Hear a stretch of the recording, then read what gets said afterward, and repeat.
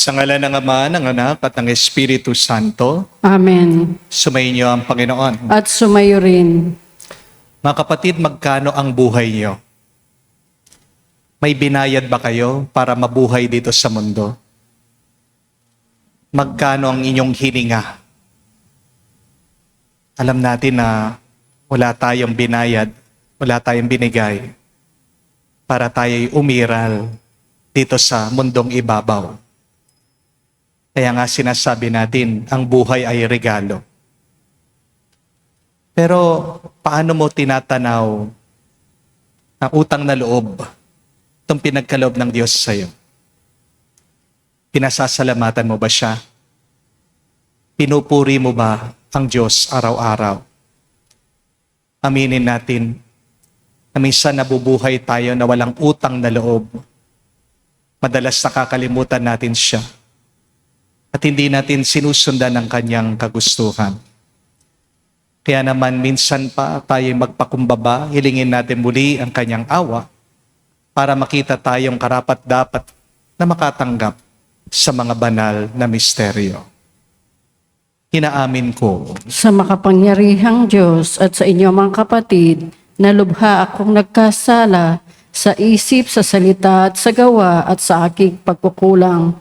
Kaya sinasamo ko sa mahal na Birhen Maria, sa lahat ng mga anghel at mga banal, at sa inyo mga kapatid na ako'y ipanalangin sa Panginoong ating Diyos. Kaawaan tayo na makapangyarihang Diyos, patawarin tayo sa ating mga kasalanan, patnubayan tayo sa buhay na walang hanggan. Amen.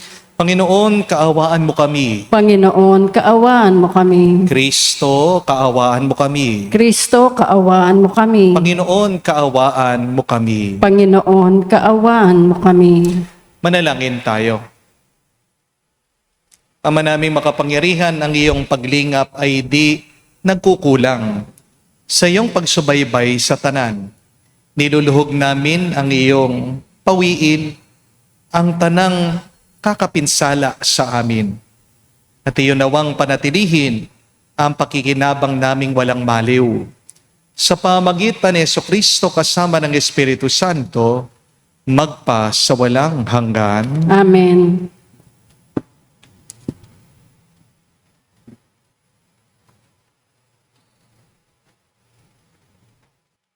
Pagbasa mula sa ikalawang sulat ni Apostol San Pedro. Mga pinakamamahal, samantalang hinihintay ninyo ang araw ng Diyos, magsikap kayong mabuti upang madali ang pagdating ng araw na iyon. Araw ng pagkatupok ng kalangitan at pagkatunaw sa matinding init ng mga bagay na naroon. Ngunit ayon sa pangako ng Diyos, naghihintay tayo ng mga bagong langit at ng bagong lupa na pinaghaharian ng katarungan. Kaya nga, mga minamahal, samantalang kayo'y naghihintay, sikapin ninyong mamuhay na payapa, walang dungis at kapintasan. Alalahanin ninyong kaya nagtitimpi ang Panginoon ay upang bigyan kayo ng pagkakataong maligtas.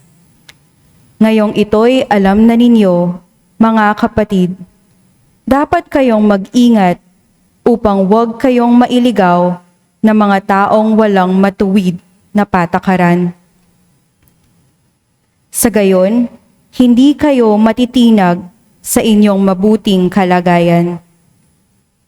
Ayon sa kagandahang loob ng Diyos, magpatuloy kayo sa paglago sa kabutihan at sa pagkakilala sa ating Panginoon at tagapagligtas na si Jesucristo.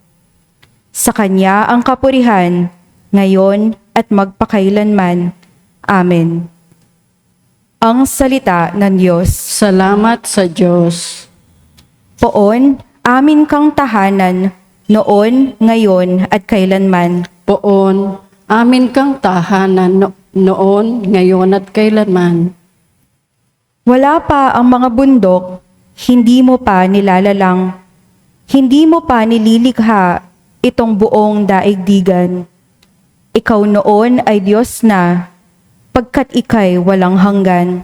Poon, amin kang tahanan, noon, ngayon at kailanman. Yaong taong nilikha mo'y bumalik sa alabok. Sa lupa ay nagbabalik kapag iyong iniutos. Ang 1,000 mga taon ay para bang isang araw. Sa mata mo, Panginoon, isang kisap mata lamang. Isang saglit sa magdamag na ito ay dumaraan. Poon, amin kang tahanan, noon, ngayon at kailanman. Buhay nami umaabot ng 70 taong singkad. Minsan na may umaabot na 80 kung malakas. Yaong buong buhay nami sakbibi ng dusa't hirap. Pumapanaw pagkatapos dito sa sang maliwanag. Poon, amin kang tahanan, noon, ngayon at kailanman. Kung umagay ipadama, yaong wagas mong pag-ibig, at sa buong buhay nami may galak ang aming awit. Ipakita sa lingkod mo ang dakila mong gawain, at sa sunod naming lahi, ipadama ay gayon din. Poon, amin kang tahanan, noon, ngayon at kailanman.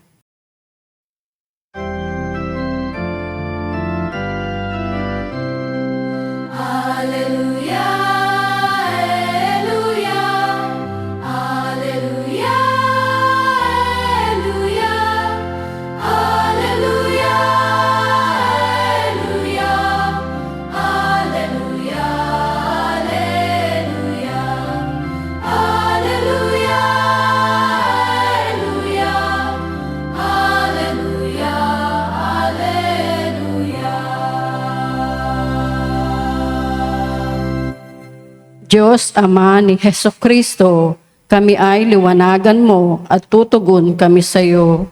Aleluya, aleluya.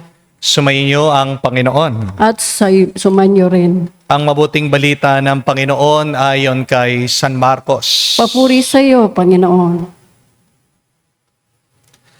Nung panong yun, ilang pariseyo at ilang kampon ni Herodes ang pinapunta kay Jesus upang siluhin siya sa kanyang pananalita.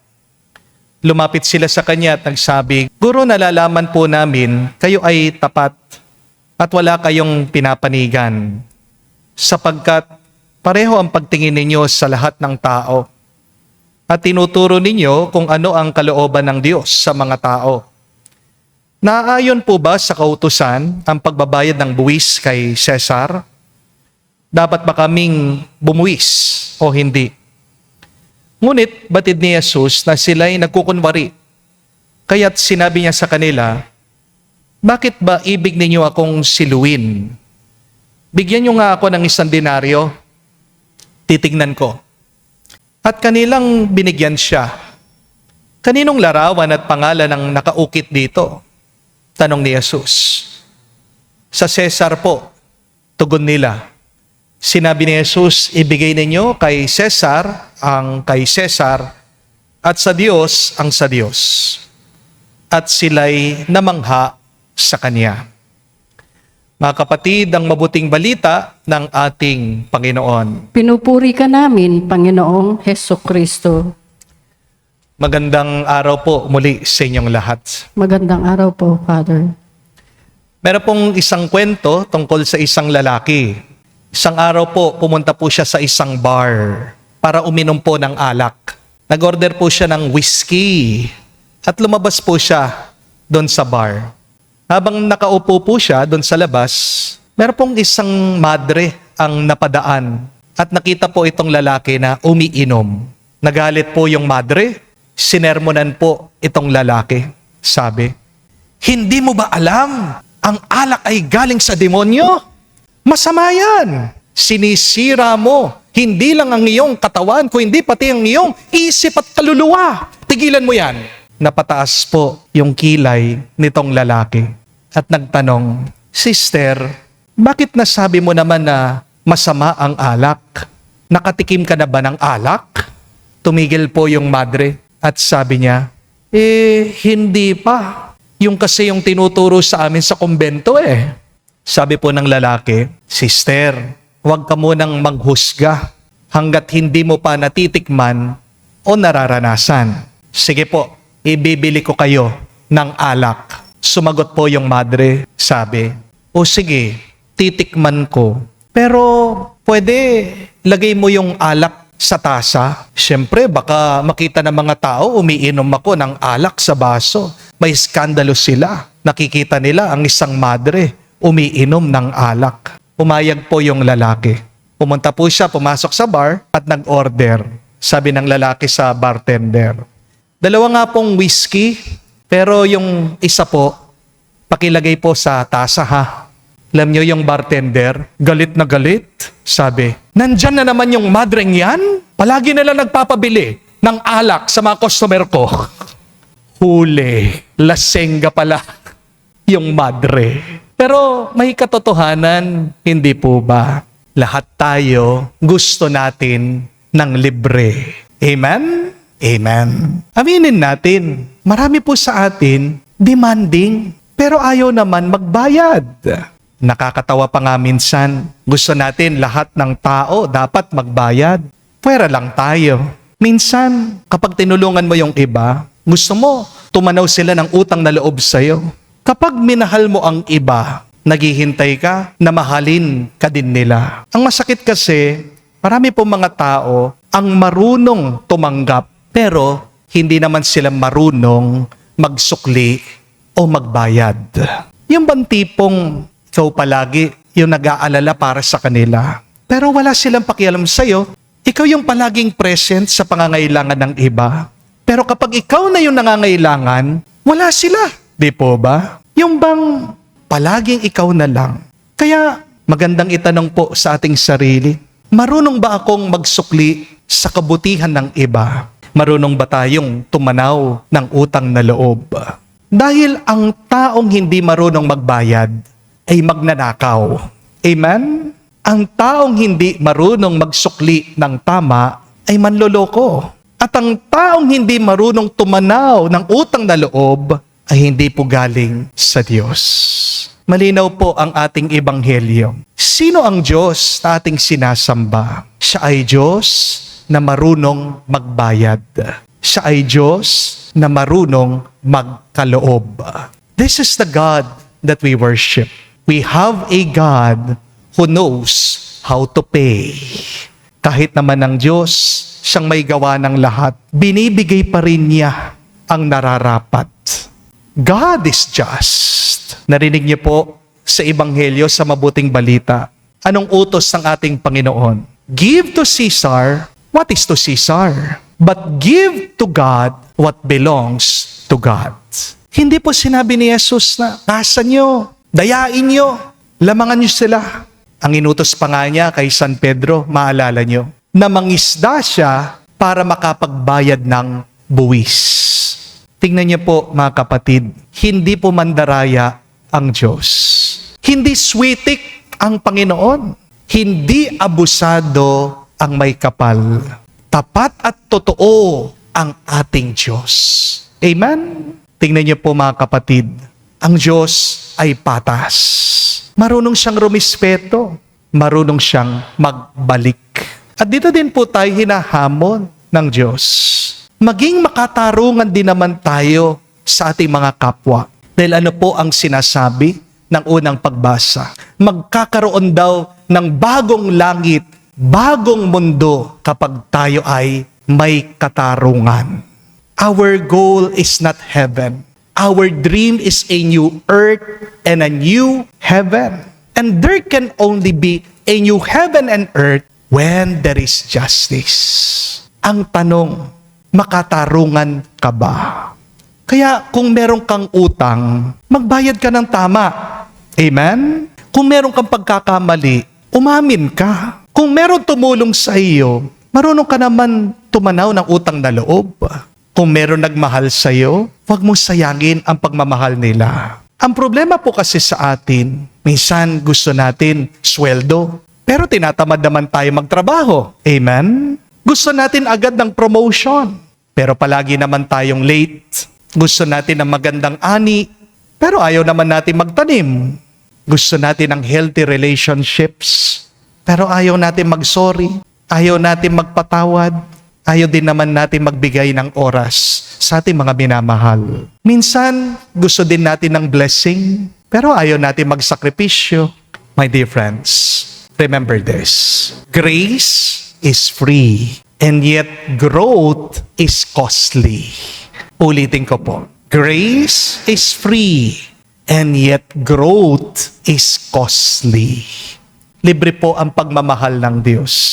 Pero meron tayong responsibilidad na mamuhay ng tama. Kaya nga po, ang tanong ng Ebanghelyo, hindi lang po yung marunong ka bang magbigay sa Diyos?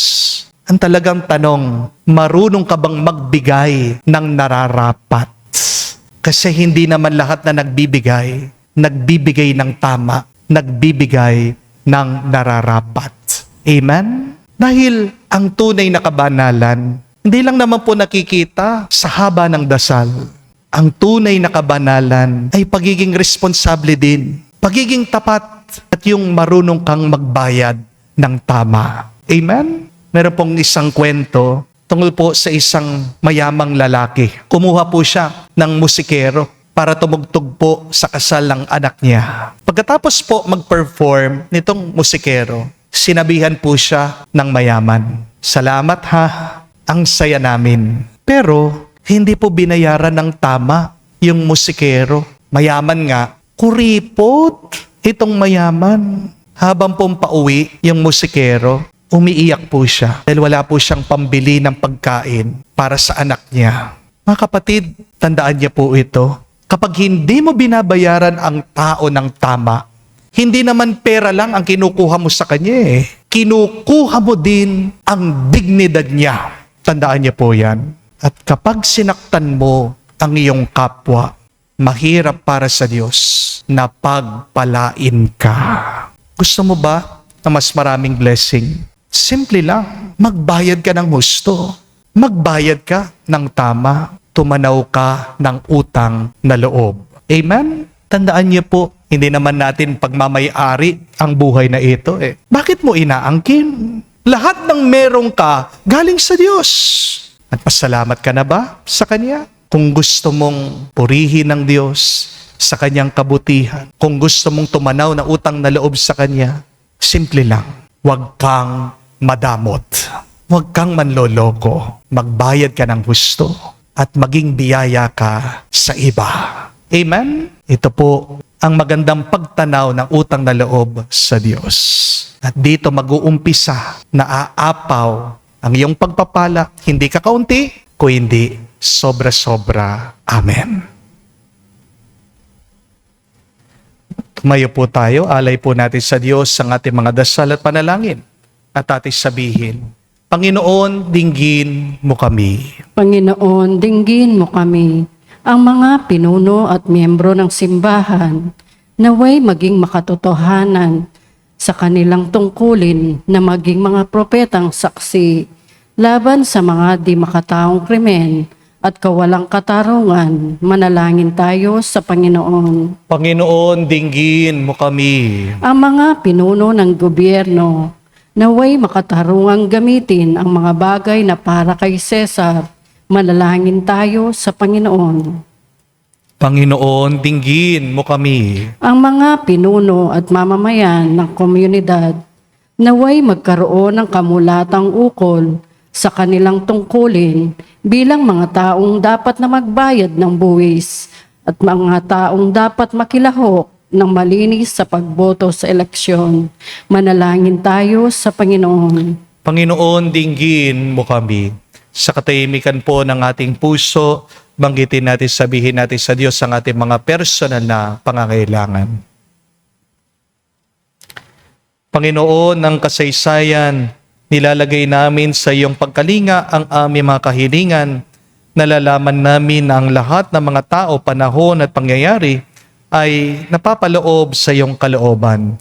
Nihiling namin ito sa pamagitan ni Kristo, aming Panginoon. Amen.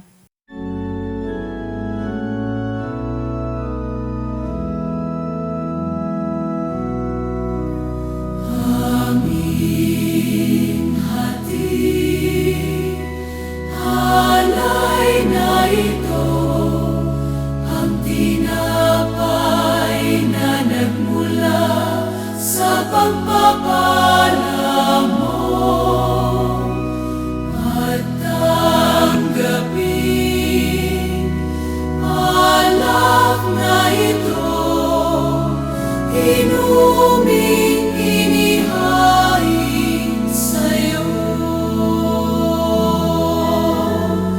Mahal naming Diyos, inyong tanggapin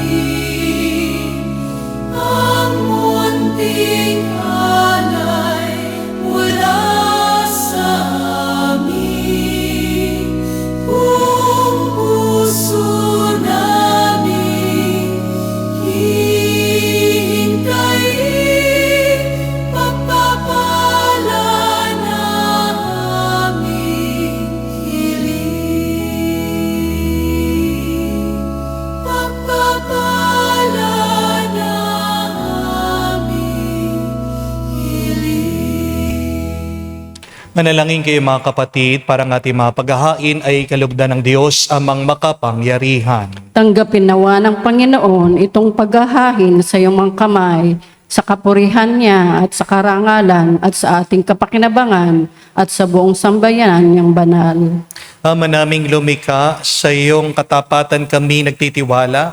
Ngayon ang mga alay ay aming inihahanda at sa inihahain dito sa banal mong dambana, sa kagandang loob mo sa amin dumadalisay, kami naway makaganap na may malinis na kalooban sa paglilingkod namin sa banal na pagdiriwang, sa pamamagitan ni Jesucristo kasama ng Espiritu Santo, magpa sa walang hanggan. Amen. Sumainyo ang Panginoon. At sumayo rin. Itaas sa Diyos sa inyong mga puso at diwa. Itinaas na namin sa Panginoon. Pasalamatan natin ang Panginoong ating Diyos. Marapat na siya ay pasalamatan. Ama naming makapangyarihan, tunay nga marapat na ikaw ang aming pasalamatan.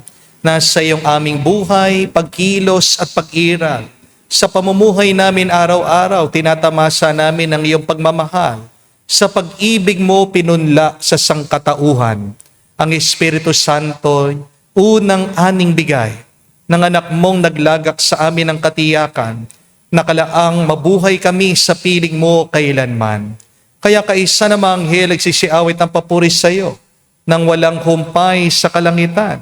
Kami nagbubunyi sa iyong kadakilaan.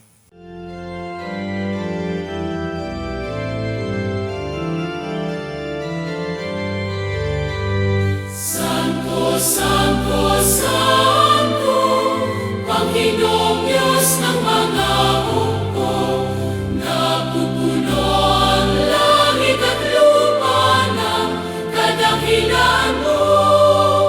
Hosana, Hosana, sa kainasan, pinagpalang na paririto sa ngalan ng Panginoon. Hosana, Hosana, sa kainasan. Hosana, Hosana, sa kainasan.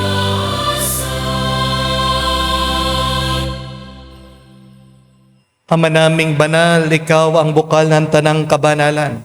Kaya't sa pamagitan ng iyong Espiritu, gawin mong banal ang mga kaloob na ito upang para sa amin maging katawan at dugo ng aming Panginoong Heso Kristo.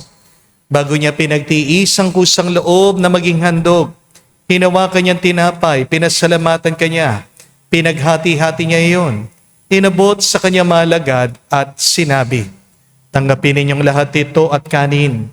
Ito ang aking katawan na ihahandog para sa inyo."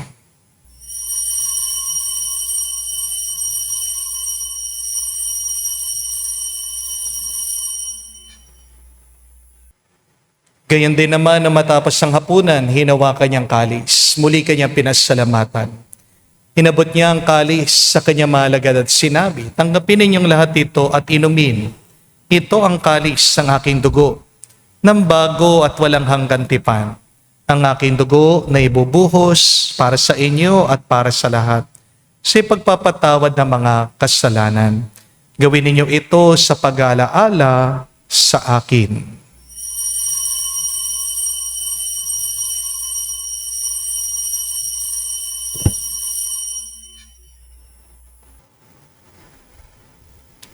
Ang misteryo ng pananampalataya.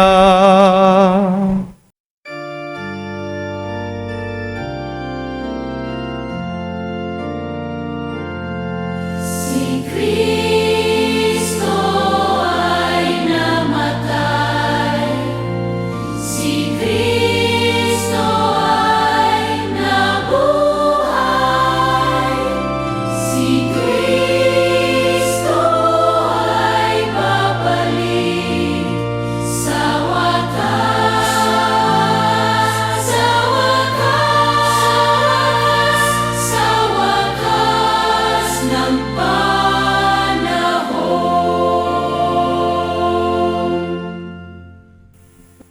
Ang mga ginagawa namin ngayon ng pag-aalaala sa pagkamatay at muling pagkabuhay ng iyong anak, kaya tinialay namin sa iyo ang tinapay nagbibigay buhay at ang kalis na nagkakaloob ng kaligtasan.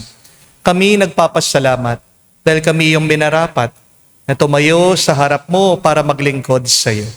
Sinasama namin kami magsalo-salo sa katawan at tugon ni Kristo ay mabuklod sa pagkakaisa sa pamagitan ng Espiritu Santo. Amalingapin mong iyong simbahan, laganap sa buong daigdig. Puspusin mo kami sa pag-ibig.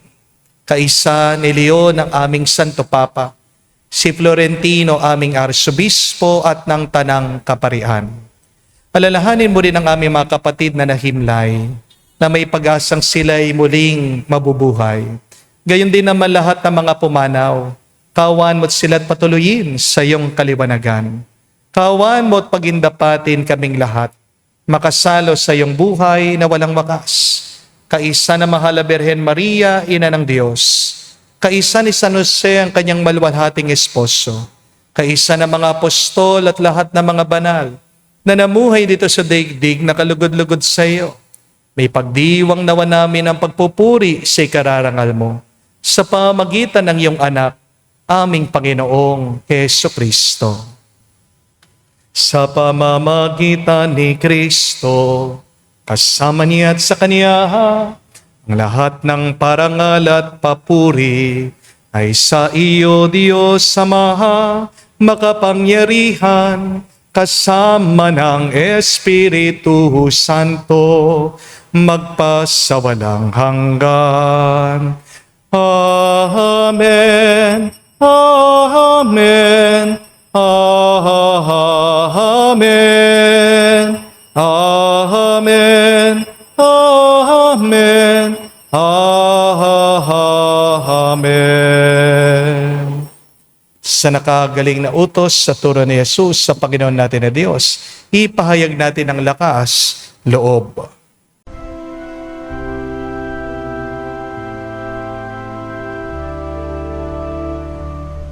Ama namin, sumasalangit ka, sambahin ang ngalan mo, mapasa amin ang kaharian mo, sundin ang loob mo dito sa lupa, para nang sa langit. Bigyan mo kami ngayon ng aming kakanin sa araw-araw,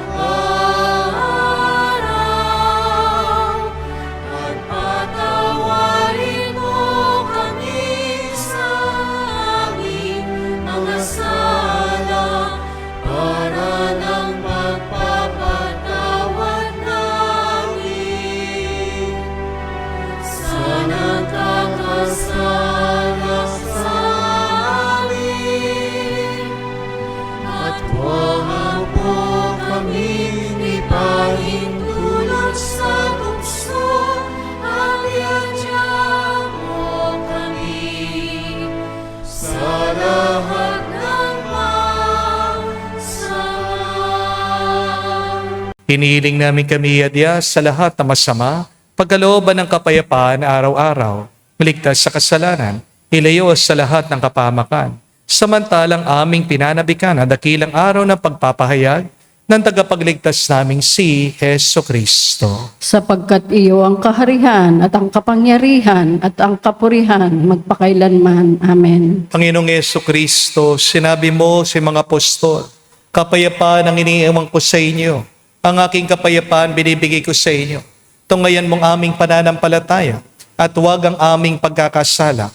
Pagkalooban mo kami ng kapayapaan at pagkakaisa ayon sa iyong kalooban. Kasama ng Espiritu Santo, magpa sa walang hanggan. Amen. Kapayapaan ng Panginoon ay laging sumainyo. At sumayo rin. Magbigayan po tayo ng kapayapaan sa bawat isa. Peace with you po. Kapayapaan po sa inyong lahat. Cordero ng Diyos na nag-aalis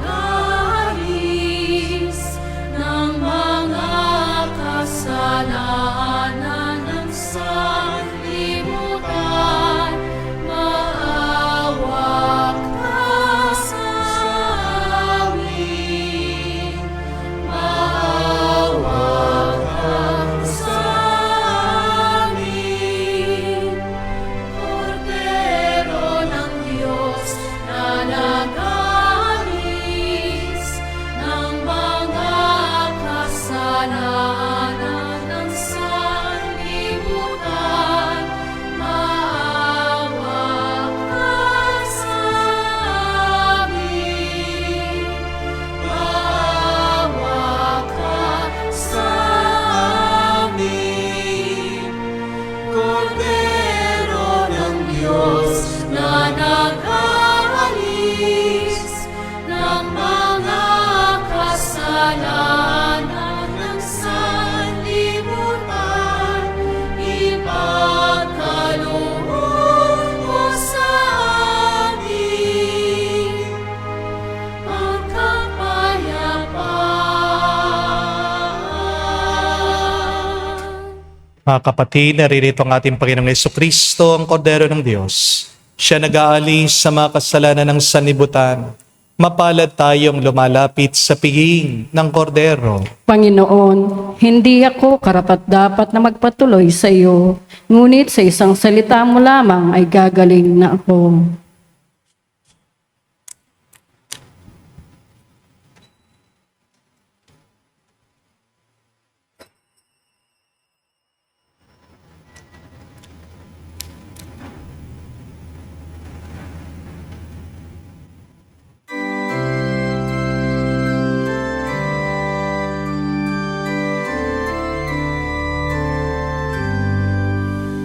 Ang wagas na pag-ibig mo'y mahigit mo kaysa buhay. Kaya ako'y magpupurit, ikaw ang pagkukulan. Ang wagas na pag-ibig mo'y mahigit pa kaysa buhay. Kaya ako'y magpupurit, ikaw ang pagkukulan.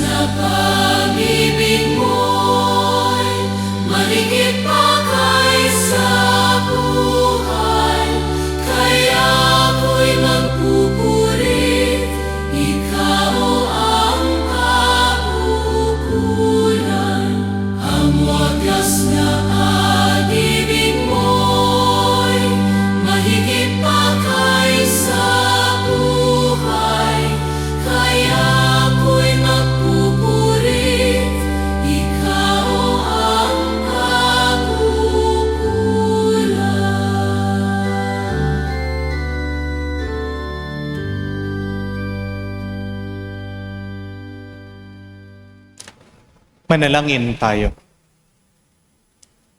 Ama namin mapagmahal, pagarian mo ang iyong Espiritu, kaming pinapakinabangan mo sa katawan at dugo ni Kristo, upang di lamang sa pagsasalita, kundi rin naman sa paggawa, ikaw ay aming may pagdangal at maging marapat kaming makapasok sa karyan mo sa kalangitan, sa pamagitan ni Kristo kasama ng Espiritu Santo, magpa sa walang hanggan. Amen. Mga kapatid, walang bayad tayong nakatanggap ng buhay. Pero ano ba ang hinihiling lang ng Diyos sa atin? Hindi naman marami, hindi naman sobra-sobra, yung gawin lang natin yung nararapat. Kapag nangutang ka, magbayad ka.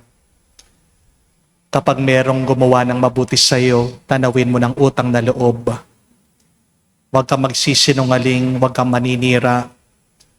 Kung may asawa ka, huwag ka na maghahanap ng ibang asawa. Pag ginagawa mong nararapat, diyan magkakaroon ng bagong langit, bagong mundo sa buhay mo. Also remember that grace is free and yet growth is costly. Kung gusto mong makatanggap, kailangan meron ka ding ipagkaloob. Pero kung meron tayong ibibigay, dapat magbigay ka ng tama. Dahil hindi naman lahat na nagbibigay, tama ang kanilang binibigay. Ano ang pwede mong ipagkaloob sa Diyos ngayon? You can give God your time. Because time is gold. Ang oras kapag nawala, di mo na maibabalik yan. Di po ba? Give God your time every day. At anong maipagkakaloob mo sa iyong kapwa? Tratuhin mo lang silang tama. Kapag nanlalamang ka, hindi lang naman pera yung kinukuha mo sa iba. Niyuyurakan mo din ang kanilang dignidad. Mga kapatid, kung gusto mong mas maraming blessing sa iyong buhay, matuto kang magbigay, matuto kang magbayad. Amen? Di naman po ako nagpaparinig sa mga may utang sa inyo. Pero parang ganun na rin. Kasi walang pinagpapala na hindi marunong magbahagi, magbigay, at magbayad ng sapat. Kaya tayo po ay magdasal, patulong tayo na magawa natin ang kagustuhan ng Diyos araw-araw para pagpalain din niya tayo araw-araw. Sumayin ang Panginoon. At sumayo rin. At kayo basbasa ng Diyos, makapangyarihan sa lahat, sa ngalan ng Ama, ng Anak, ng Espiritu Santo. Amen. Ang ating misa'y natapos na. Humayo kayo sa kapayapaan ni Kristo. Salamat sa Diyos.